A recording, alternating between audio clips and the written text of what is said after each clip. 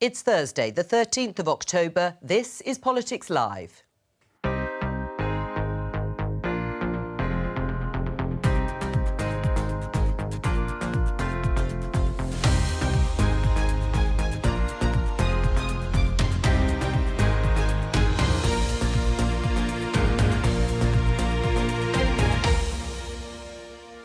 With me today, Conservative MP Bob Seeley, Liberal Democrat MP Daisy Cooper, non-affiliated peer and director of the Academy of Ideas Claire Fox, and writer and environmentalist George Monbiot. Today, will Liz Truss have to U-turn on her tax-cutting plans? She faced anger from her MPs last night, but supporters say she must carry on. Changing the leadership would be a disastrously bad idea, not just politically, but also economically. Even the King had something to say when he met the Prime Minister yesterday. Oh, it's a great pleasure. Anyway. Also today, the government says its growth plans won't harm the environment. Campaign groups disagree. This is the biggest attack on nature that I've certainly come across in my lifetime, never mind my career. And after more Russian attacks on Ukraine, the UK promises to send more rockets. But how far should British support go?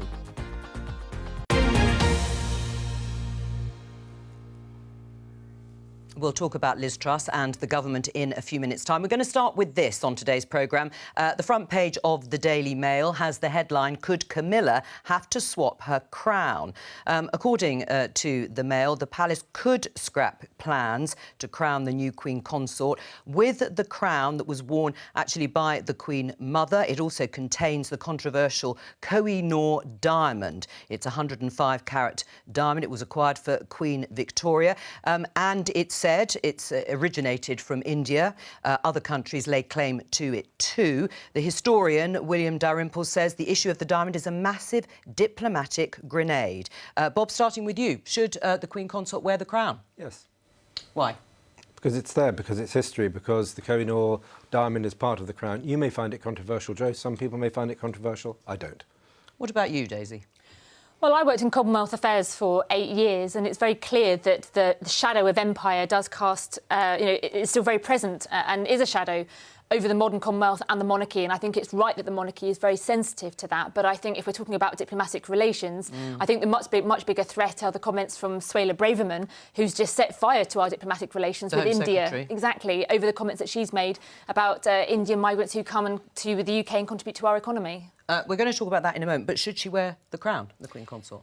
I think on balance, probably not, because of these sensitivities. I think it's important that the British monarchy and the modern Commonwealth do modernise, and they're sensitive to the fact that the modern Commonwealth has to continue to grow and become a defined organisation and shed its past from the empire. All right, well, Bob says she should wear the crown, Daisy not. What about you, Claire? I think she should wear the crown, or rather, I think that the debate around the crown is misplacing the diplomatic problems of today and rather narcissistically kind of dragging this diamond and history, and in a kind of culture wars way, into something which it's inappropriate to do. I mean, India might be upset about what Suella Braverman said. There might be all sorts of arguments.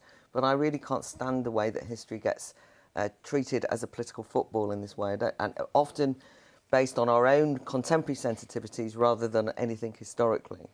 Context, George, you're shaking your head. Yeah, well, it's very easy to see why India's so upset about this, because it symbolises the extent to which our wealth was built on looting other people's nations. On one estimate, the British extracted $45 trillion in today's money from India during colonisation there. And so, while the diamond in itself isn't a big deal, it's not even apparently one of the biggest diamonds. Well, then why shouldn't she wear it? But it has enormous symbolic weight because it is a sign of that looting. But it's also the case that it's disputed. I mean, Afghanistan are also laying claim to it, as is Iran and Pakistan. So it's not even a straightforward matter. But and it's undoubtedly the case that imperialism and colonialism in the past did loot, as George has indicated. Michael, what seems a shame to me is that one thing that happened during the Queen's funeral was that as a country, people for once were able to look at history without apologising for every single thing that's ever happened historically. And people were able to see in the round British history, both good and bad, but there was a sense in which you didn't have to apologise. I mean, I anticipated people might start going around trying to decolonise the queue at one point, but it didn't happen. And there was a sense in which people could be proud of being British. And I do think that there's a danger that this becomes a toxic mess if it's politicised for all the wrong reasons. You're not going to solve the problems of colonialism in the past by narcissistically talking about what you're interested in today. We've scarcely apologised for anything. In fact, it's only recently been that the... King Charles has apologised for all sorts of things recently, but hasn't it's he? only recently that critiques of empire, realistic view of what actually happened, have begun to come to the fore. And if now we're saying already, it's time to shut that down, move on, forget all about it, then what you're doing, you know, and it's the very opposite of narcissism, what you're doing is shutting down the voices of people whose voices have been shut down for so long. Let me pick up on what Daisy said, Bob, because Daisy referred to the Home Secretary and what she said, Suella Braverman, in an interview, talking about Indian workers, she said, who tend to overstay their welcome. In fact, they make up the largest number of visa overstayers in the UK. Was that diplomatic when India and the UK are in the midst of trade talks that have stalled? So what are you finding fault with? The factual accuracy of what she said, or whether she should have said it at the time? Well, either or both. Well, if it's factually accurate, it's factually accurate. If Indian folks say do overstay, then that's a statement of fact. If it wasn't a statement of fact, then clearly it's the wrong thing to say. But I suspect very strongly it was a statement of fact. And I think one needs an honest conversation with people. Clearly, we need closer relationships with India. It's a massive country, fantastic country, extraordinary history. And we have very close relationships, generally positive, despite the sort of virtue signalling need to apologise endlessly for our history. And I agree with Claire, actually, history's in the past. You need to judge it by the standards of the past, not applying relentlessly today's sort of tedious virtue signalling on it. Is that you, Daisy? Virtue signalling, and if it is factually accurate, it is true. I don't actually know if they tend to make up the biggest, as Suella Braverman calls them, overstayers in the UK, visa overstayers. I don't know whether it's factually correct or not, but it's clear that at a time when the UK government are trying to strike a deal with India, clearly there are ways of talking about the positive elements of the relationship. And Suella Braverman has clearly tried to focus on what she sees as a negative element. And in terms of what we talk about in terms of apologising for things in the past, I think it's incredibly naive to try and ignore the fact that there are real elements of intergenerational justice, and the harms of the past are very real in many people's lives at the moment in terms of the injustice they feel, in terms of their economic opportunities.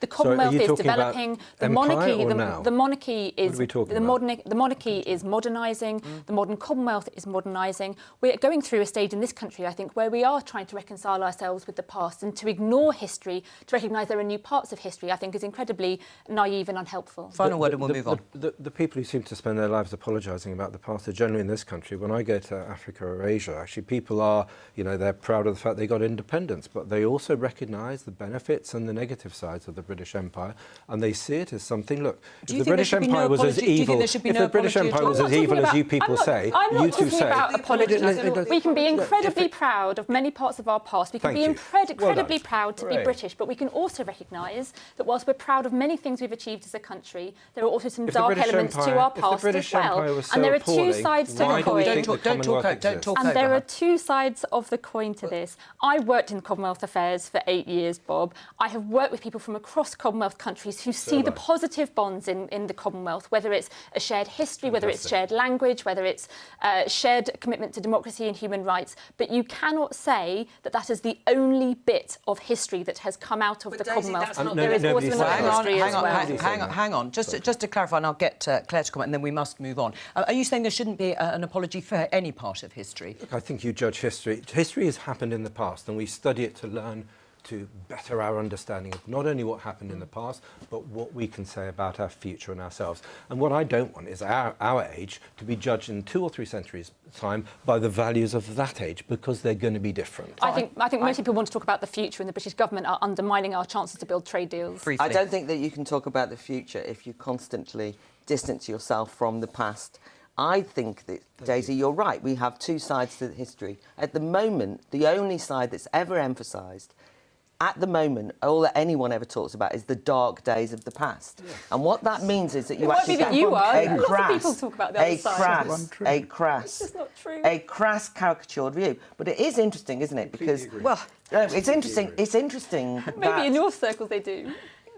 It's interesting that a lot of people will say, oh, now that we've got the economic crisis that we're in, nobody should ever talk about the culture wars anymore. That's irrelevant. Let's talk about it. Here we are, and it's one thing that I'm thinking about because I've got a big discussion I'm chairing at the weekend on it, but it's important to recognise that the culture wars won't go away because actually cultural warriors keep raising it. And I don't think this is I do not think the people of India are rising up and demanding that this is the key priority. All right, Suella Braverman being undiplomatic, I think, was a mistake. That's a different question. All right, we're going to move on. We're going to talk about Liz Truss under some pressure following yesterday's Prime Minister's questions and then addressing MPs, her own MPs, in the evening. Let's talk to Vicky Young, the BBC's Deputy Political Editor. She's at Central Lobby. We have now some MPs briefing openly against the Prime Minister and directly to her face, it seems, at the meeting, the sort of weekly meeting that not she doesn't have, but actually that Tory MPs have. She addressed them last night. How serious is it, Vicky? Well, look, things are incredibly volatile and there are various things fueling that. I think one of them is, to be honest, the quick turnover of leaders that you've had in recent times. It's creating factions, they're quite loose groupings, there are lots of rivalries, as you always get in politics, and that's making things, I think, very difficult for Liz Truss, along with some dire opinion polls. If you talk to MPs, as I've been doing for the last couple of days, there are dozens of them who think that they will lose their seats at the next election. That means that they are willing to speak out, willing to speak to the Prime Minister and criticise her to her face. The other question, of course, is, well, what are they actually going to do about all of this? There is no obvious alternative leader. You think when Theresa May was deposed, Boris Johnson was there waiting. People felt that they could bring him in and he would win them the election. That isn't the case here. So there's no clear plan, if you like. The closest I can sort of detect one is lots of MPs deciding they've got to try and force Liz Truss and her Chancellor to U-turn on some of those tax measures. One former minister said to me, it's like Gulliver in Lilliput. We've got to tie her down and stop her causing any more trouble. So I think at the moment there's no alternative leader or clear plan, but there's certainly not the case that Conservative MPs are happy and swinging behind her, although of course there will be some.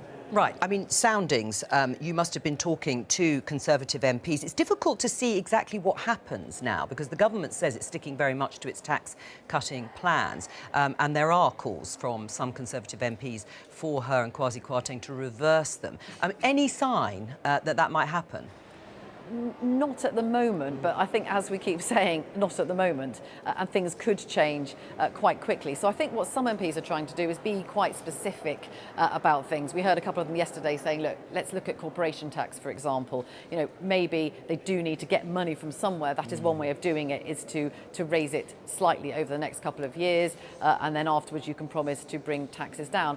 I have to say there are still others talking about an alternative leader. One has suggested to me today that you could end up with sort of what sounded like the Tory equivalent of a national unity government, where Rishi Sunak could come in but keep alongside him those who supported Liz Truss, some who supported Boris Johnson, bring in a kind of lot of different talents from all wings of the party. Now, whether that is remotely workable, I think there's a big question mark over that. But as I say, I don't think anyone's pretending they've got any answers here. And in the meantime, that means that Liz Truss carries on, and it's up to her now whether she decides to listen to her critics or not. Vicky Young there in Central Lobby, thank you very much. Well, you've been listening to that, Bob Seeley. You were at that meeting last night. What was your version and perspective of what actually happened? Because you've heard the briefings. Look, hand on heart, I have to say my version of what happened there is somewhat different to what I've heard briefed out by almost every member of the media. So tell us, what was it like? It was a bit flat, but it was OK. I was there for the first 20 minutes. Look...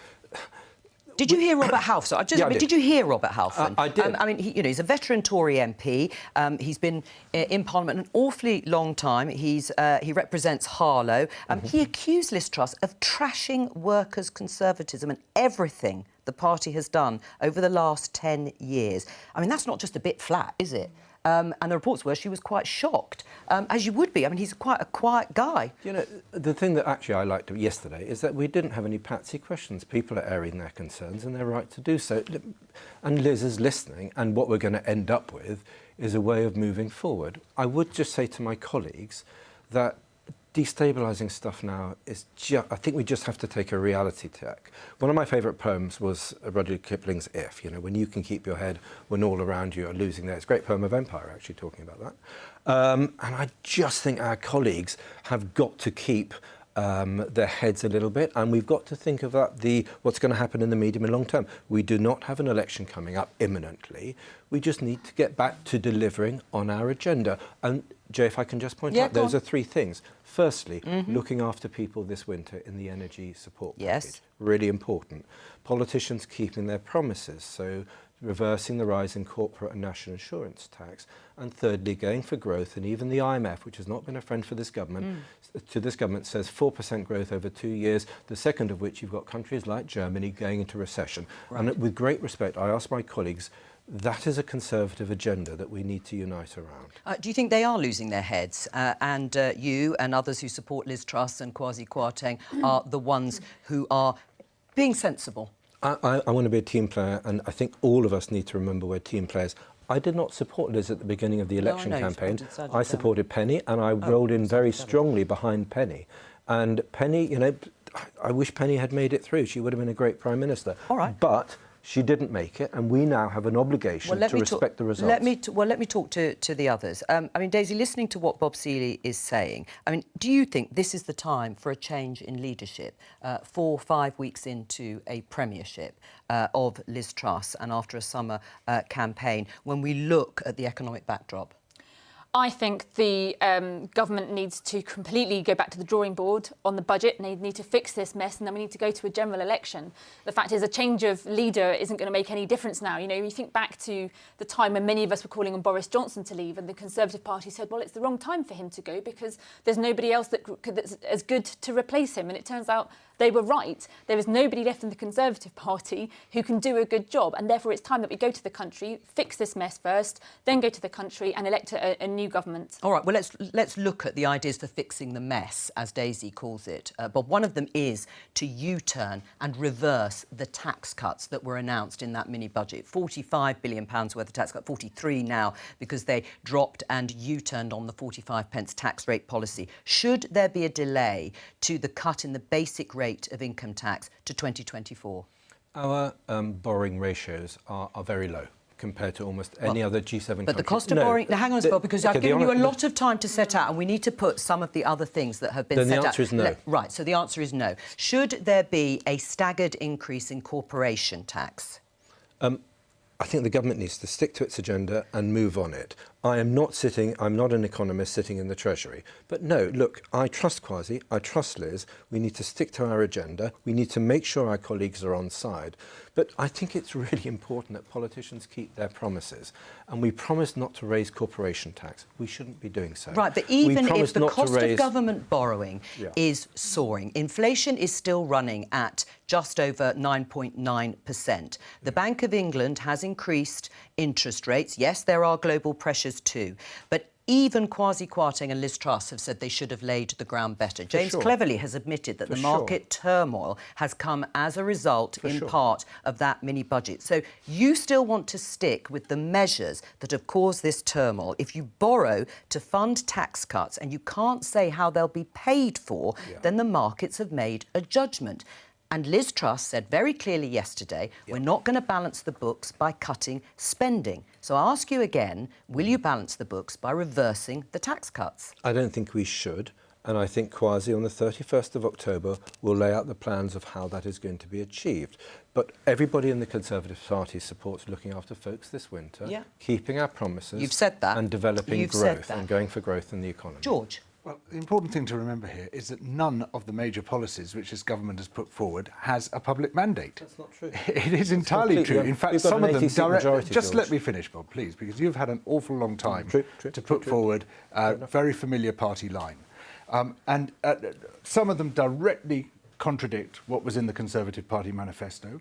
We've had this new Prime Minister foisted on us by a vote within the Conservative Party, to which the rest of us were not party, she has moved in with this tranche of extreme radical policies, most of them highly unpopular. Which ones are you talking about? All the way from her attempt to cut taxes for the very rich She's dropped to, that. well, she has now, but she's been forced to, partly because she had no mandate for it, to her desire to create investment zones even in national parks, to rip down planning guidance, to tear up the entire body of law inherited from the EU, including 570 environmental laws with no prospect of their replacement. None of this has a mandate. None of this was in the manifesto. None of this has popular support.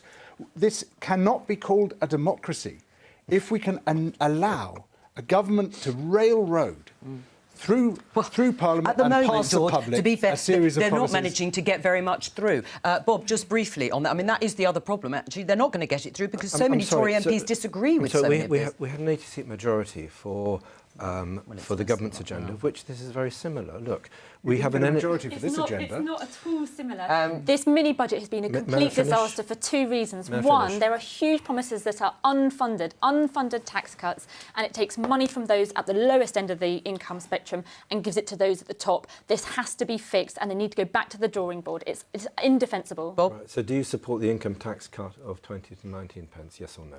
Yes, the Liberal Democrats would not block that in Parliament, but it still doesn't address the problem that this mini-budget has 43... So you believe in lower taxes? 43... So you believe in lowering taxes for folks in this country, £43 billion worth of unfunded tax cuts that have meant the markets have gone crazy, people's mortgages are going up, and you're taking money from the lowest end to the richest end. We're putting money back in people's pockets. You're not. And we're making sure... Let me bring Karen, and then I'm going to come back to this issue of whether or not there is a mandate for this.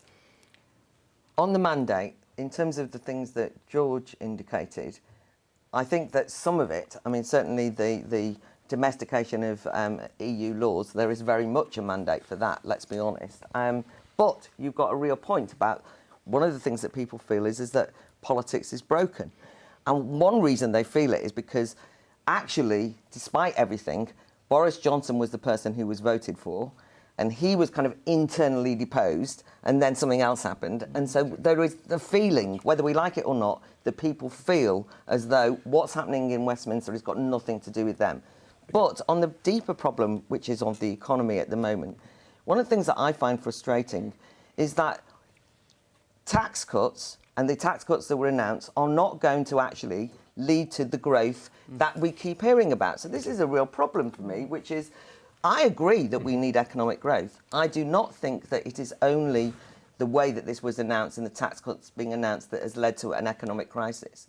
I think that the lack of productivity in the economy that's been going on for decades has been a disaster. And the truth is, politicians on all sides have accepted that cheap money and have not looked at the problems of productivity and have often opposed a lot of the growth measures that would be necessary. So I appreciate when somebody says we need growth. It's just that this idea that by giving people more money in their pockets, particularly the capitalist class more money in the pockets, that means that they're suddenly all going to invest it productively is a mistake and an error. Okay. And one of the dangers that we have now is that the way that there's actually been plenty of money floating around for the last decade or so. A lot of the corporates haven't invested it. They've financialised it. They're not interested in R&D, in skills, in investment. But Claire's point is the policies of just aren't going to lead to it. Go to where it's promising to go to. There's no light at the end of the tunnel. It's a disaster. You make a series of very good points, and I'm just going to try to answer one or two of them because I know that other people want to come in. When it comes to the system, whether we like it or not, the current system is not presidential. Boris had a lot of personal vote. But if you look at the Conservative vote, especially in blue wall seats, it has been going up markedly over 3 elections. So it went up in red wall seats in 2015. Sorry, in red wall seats.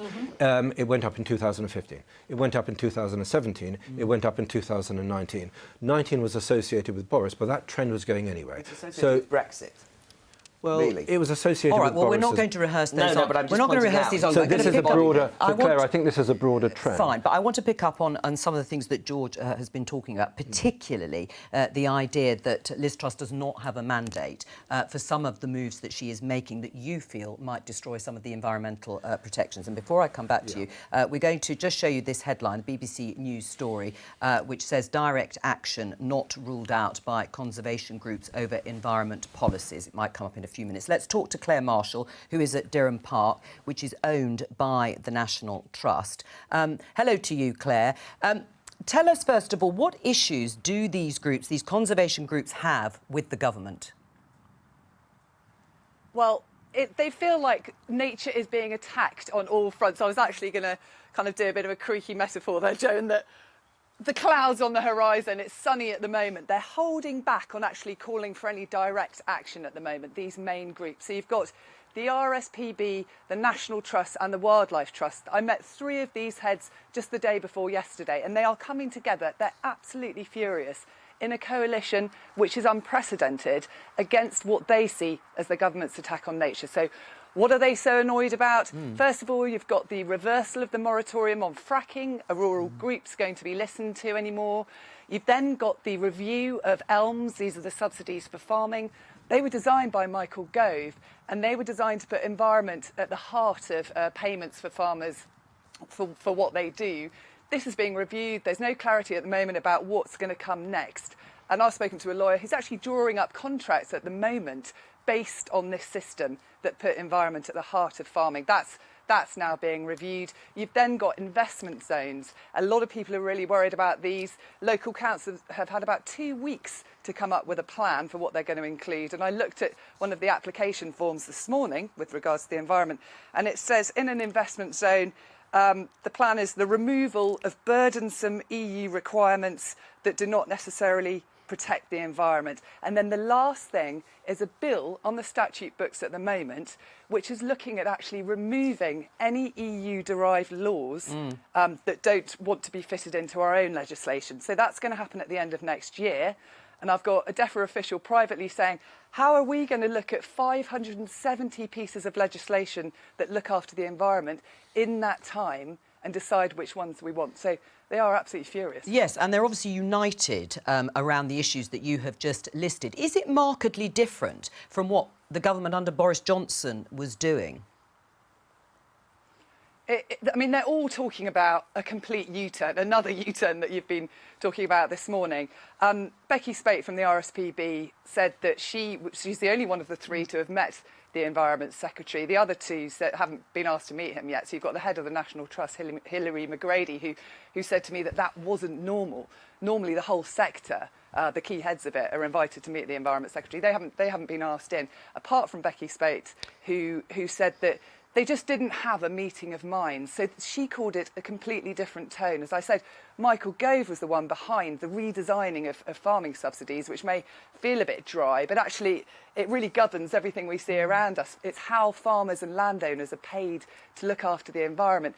That's now up in the air. All along the time we are getting, and we talk to DEFRA kind of most days, saying, can we have clarity? What are you responding to about these criticisms? And every time we do get these reassurances, so this commitment to the environment, this commitment not to roll back on any of these protections. But what these groups are so upset about is the fact that they're not getting the specific reassurances. Yes. So, for example, on the EU laws, are they going to be rolled back or not? All right, Claire Marshall, thank you very much there. I mean, it's quite an achievement, isn't it, Bob, to unite all of those groups together, and they're clearly extremely angry and extremely worried about what they see, based on what has come out of the government so far, rolling back on the commitments of previous administrations. Again, does Liz Truss need to come out and clarify exactly what she means? I'm going to be quite sort of hard over on this. I'm a member of the National Trust, and I can say now that Hilary McGrady does not speak for me. And I think this is part of a growing trend of the people who run the National Trust to be very, very out of sync with the members. The idea that there's some attack on nature, sorry, I simply don't buy. When it comes to investment zones, they're basically going to be on brownfield sites, so we can deliver the homes that other people keep saying we desperately need, and which we do desperately need.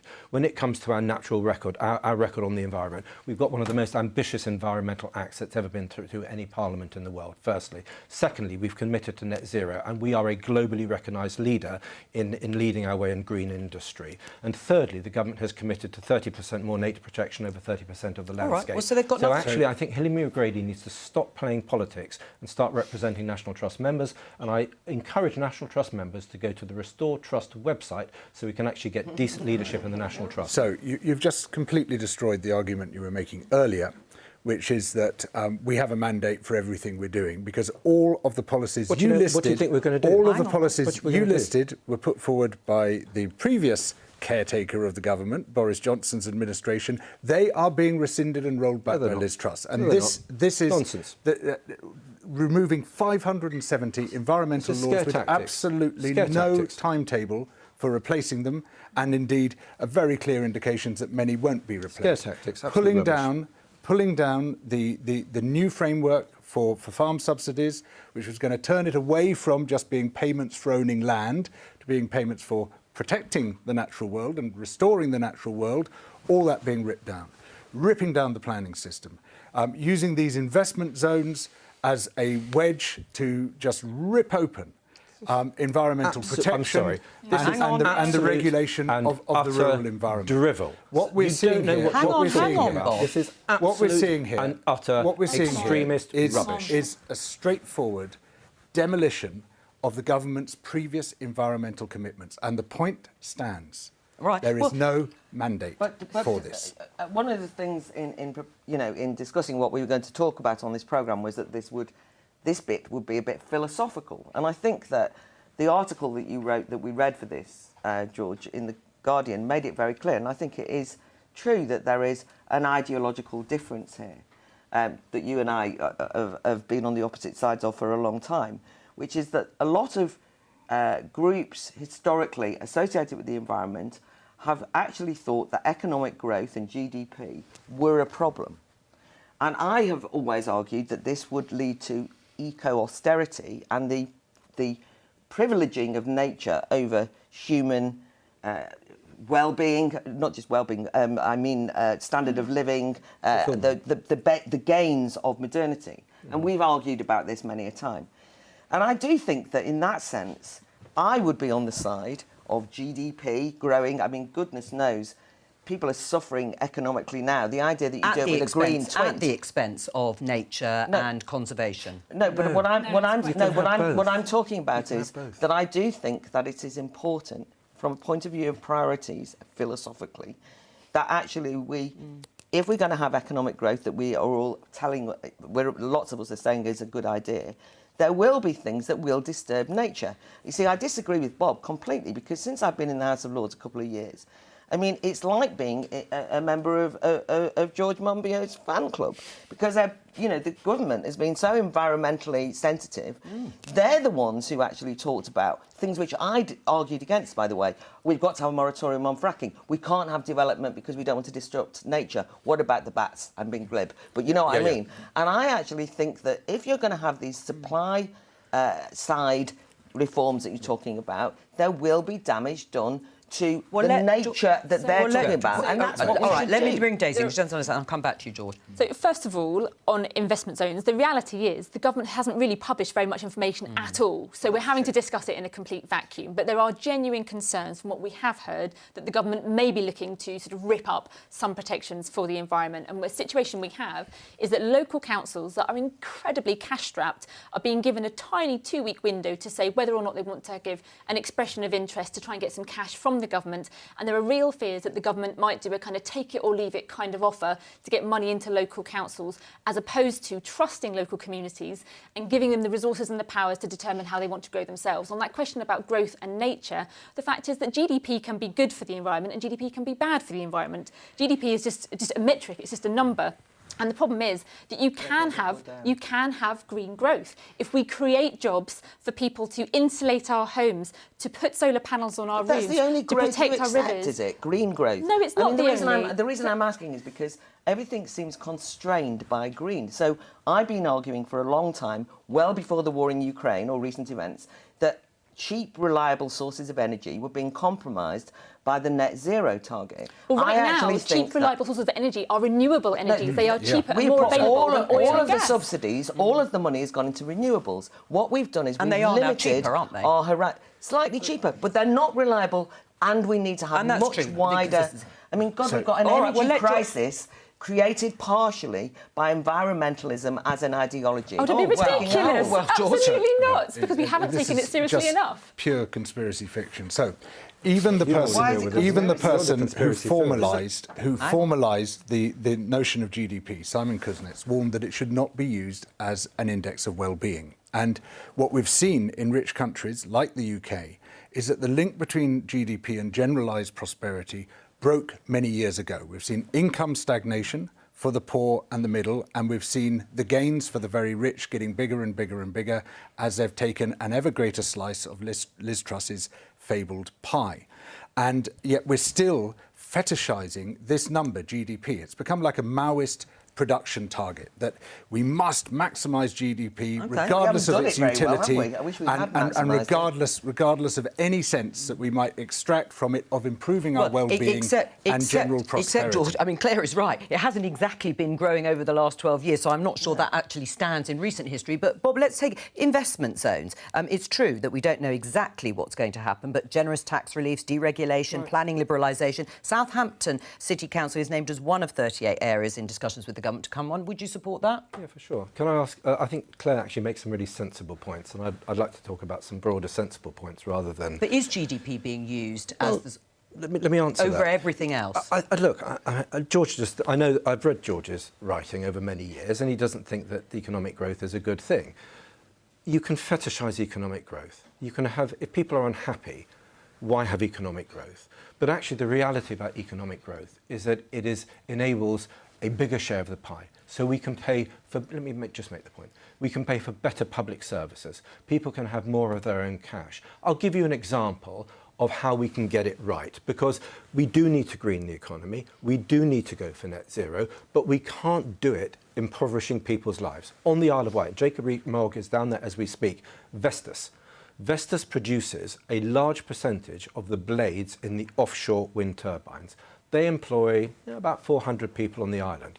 If you go further up the River Medina, you come to Aluminium Boat Builders, Aluminium Shipbuilding Limited.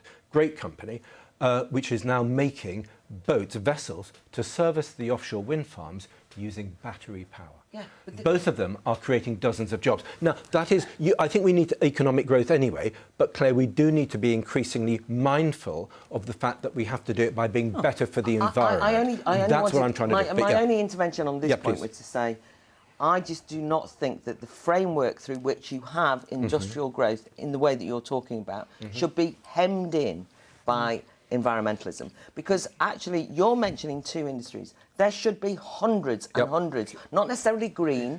And in terms of energy, there is a hesitancy and a kind of, oh my God, fossil fuels demonised. And what I'm suggesting is you've got to fuel productive changes. All right, let George... It's exactly the other way around. Our protection of the living planet is hemmed in by our fetishisation of growth. And if we do not have a habitable planet, we have no economy whatsoever. We have no lives whatsoever. Everything is lost. And today we had a headline showing that 69% of the wild vertebrate life forms on this planet have disappeared since 1970. We are facing total Earth systems collapse here, and there is nothing left at the end of that. It's like the road. And so the idea that, oh, well, you know, growth is being hemmed in by the green agenda, it's the green agenda which is being hemmed in by growth, and if we do not respect our living planet, forget it. Everything else has gone. No growth, no wealth. Just briefly, because we're going to talk about Ukraine in just a moment. No poverty like but environmental Daisy, there are double standards with politicians. I've actually taken a couple of Tory MPs through local planning permissions that they've objected to, while they stand on the national stage and say we should have, building as many houses as possible. And the Liberal Democrats are not so different. That's not our position at all. The fact is we have said... Locally you don't block things and nationally you say you should go ahead with them. We have said consistently that what we have at the moment is a top-down, developer-led planning system. That's what the Conservatives have created. What the Liberal Democrats want is a bottom-up, community-led system. At the moment, developers can buy a piece of land, they can choose what houses they want to build, they can make as much money as they like from it, and the planning system only really comes in at the end of that. What I would like to see is a community-led planning system where local councils can have the resources to build a lot more social homes, where they have the powers in your constituency, and where would they be? Well, we have brownfield sites, and our local Liberal Democrat-run council is building the social homes that we need in St Albans. We also want local councils to have the powers to force developers to sell their land if they're not actually building when we need to build on those houses. We also need a register and I think a licensing system for homes when people want to turn their homes into holiday lets, Airbnbs as well, because one of the problems in my constituency is we have an entire building full of flats, and the vast majority of them are Airbnb. That might be good for tourism, but it sure as hell means that young people can't afford to stay there anymore. Let's have a look at this headline in The Times. Britain answers President Zelensky's call for more rockets to defend cities. This is obviously an issue where the West is being asked to continue to provide military and financial support. But there are questions now about how long and how open-ended that can be. How long should it be?